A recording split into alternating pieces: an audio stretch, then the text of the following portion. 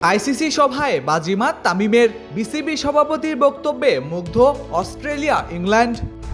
মুস্তাফিজ ছিটকে যাওয়ায় ওয়ানডে দলে সাইফুদ্দিন, টি-20 স্কোয়াডে ফিরলেন তাসকিন।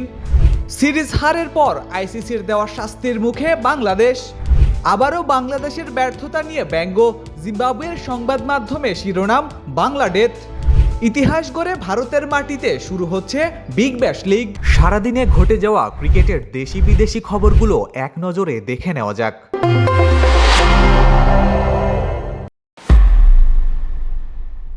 আইসিসির বোর্ড সভায় প্রথমবার বিসিবির প্রতিনিধিত্ব করে প্রশংসা কুড়িয়েছেন নতুন সভাপতি তামিম ইকবাল।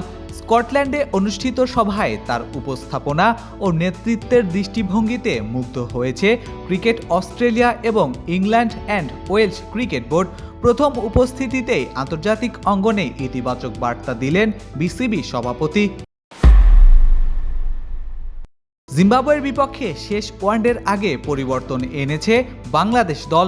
ইনজুরিতে ছিটকে যাওয়ায় মুস্তাফিজুর রহমানের বদলি হিসেবে ওয়ানডে দলে ফিরেছেন মোহাম্মদ সাইফুদ্দিন, আর টি-20 সিরিজের স্কোয়াডে যুক্ত হয়েছেন তাসকিন আহমেদ। ইতিমধ্যে 2 ম্যাচ হেরে ওয়ানডে সিরিজ খুইয়েছে বাংলাদেশ।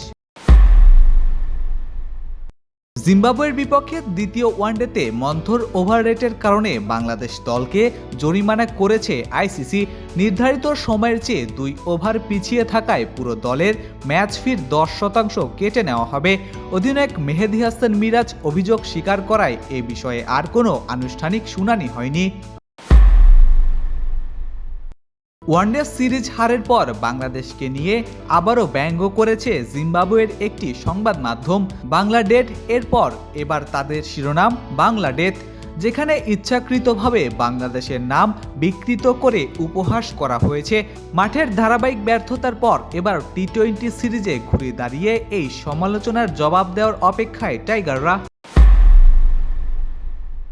প্রথমবারের মতো অস্ট্রেলিয়ার বাইরে অনুষ্ঠিত হতে যাচ্ছে বিগ ব্যাশ লিগের উদ্বোধনী ম্যাচ। আগামী 12 ডিসেম্বর ভারতের চেন্নাইয়ে মুখোমুখি হবে মেলবোর্ন রেনেগেডস এবং পার্থ স্কচার্স। ক্রিকেট অস্ট্রেলিয়ার আশা ভারতের বিশাল বাজারে এই আয়োজন বিবিএল এর দর্শক সংখ্যা ও বৈশ্বিক জনপ্রিয়তা আরও বাড়াবে।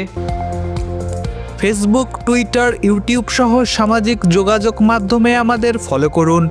ক্রিকেট দুনিয়ার সকল খবর সবার আগে পেতে ভিজিট করুন www.dailycricket.com.bd।